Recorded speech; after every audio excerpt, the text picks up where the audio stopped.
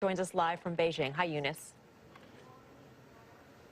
Hey, Melissa. Well, that is the question that everyone in Beijing was asking today. And the Chinese capital was just abuzz with speculation as to whether or not North Korea's leader, Kim Jong-un, was in town meeting with President Xi Jinping. But this came after reports that his special, heavily armored, bulletproof train was spotted crossing the North Korea-China border on Sunday. Now, if he was here meeting with China's leaders, the timing would be extremely important. And that's because Kim is scheduled to hold a summit with South Korean President Moon Jae-in in late April, and there also is that possible meeting with President Trump after that. So analysts have been speculating that Kim was here in order to confer with Chinese officials who remain his closest allies. Now, North Korea watchers believe that the relationship between China and North Korea have come under strain because Beijing has been more strictly adhering to UN sanctions. At the same time, they believe that Beijing is supportive of Kim's efforts to reach out to the South Koreans and the Americans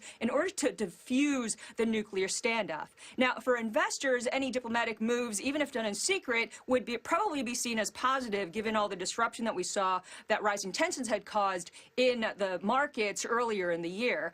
But even so, we still really don't know whether or not he was here. There have been rumors flying around that it was his sister in the train, also that it could have been a senior North Korean official.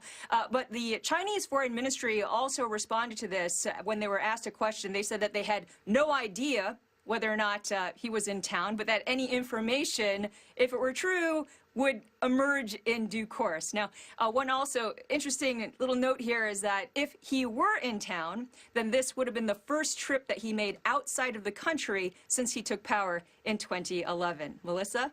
All right, Eunice, thank you. Eunice Yoon in Beijing. So is the president's negotiating strategy actually working? Beyond Global CEO Sandra Navidi calls his approach ineffective and antagonistic, while Dean Cheng at the Heritage Foundation believes these unorthodox negotiating tactics may indeed be getting results. So you come at it, folks, from very different points of view. Ladies first, why do you believe, Sandra, that these tactics aren't succeeding or likely to succeed when we see what has happened, which is the possibility of a meeting between the president and the North Korean leader and a meeting between the North and South Korean leader? Isn't it possible that the negotiating tactics are causing these things to happen? Well, let's say it's not entirely impossible, but there's no evidence of a direct correlation between these events. And if you wonder, is the situation really better? What has changed from Trump's predecessors to right now? He hasn't really achieved anything. On the contrary, he's exacerbated risks, and especially the risk of escalation and war.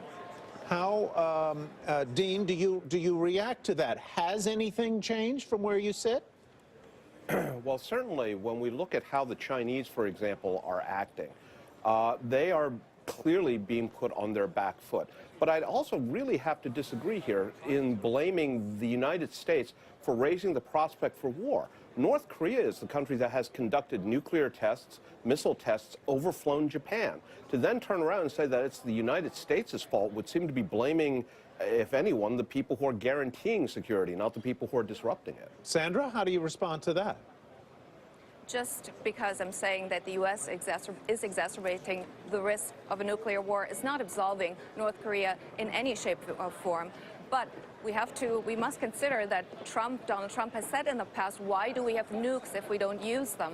And then recently Bolton has made the case in the Wall Street Journal that a war would be entirely justified. And I think they're talking about it in a very laissez-faire manner that is dangerous. And I think to be an efficient negotiator, you have to be well informed, you have to have a strategy, you have to have expert advice, and none of these factors Trump has. And he also doesn't leave his opponents a way out, and he put his back against the wall at the outset by saying either we have, or basically saying that North Korea must entirely denuclearize.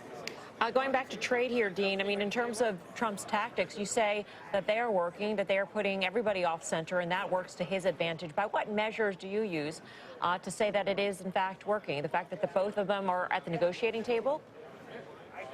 Well, for example, what we have seen was a lot of very, very scary talk, whether it was about chorus were other free trade agreements. But what we have seen instead is that South Korea and the United States have actually reached a mutually agreeable solution, which leaves both sides both unhappy but also happier. By the way, it's also left South Korea with a permanent exemption to tariffs. We've seen the Chinese take a position on the tariffs that have been threatened against them, which is a lot less than I think a lot of folks were worried about. China is pretty clearly signaling it does not want to engage in a trade war, and but it's the Chinese who are also creating the room for concessions. Sandra, what do you think the Chinese make of Mr. Trump and his negotiating positions? Well, I think they're kind of taking a little bit of a wait-and-see approach. They have enormous market power that they're entirely aware of. They have 1.4 billion people.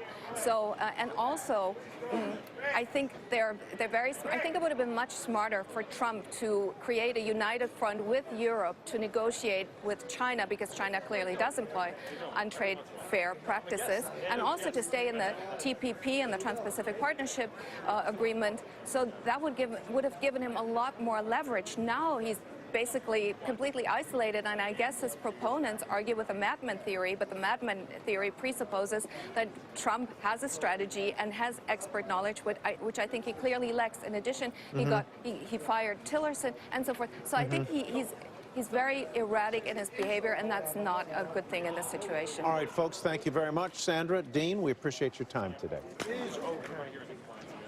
Facebook is falling again today, now down 14% in the past month alone. This as more companies pull ads from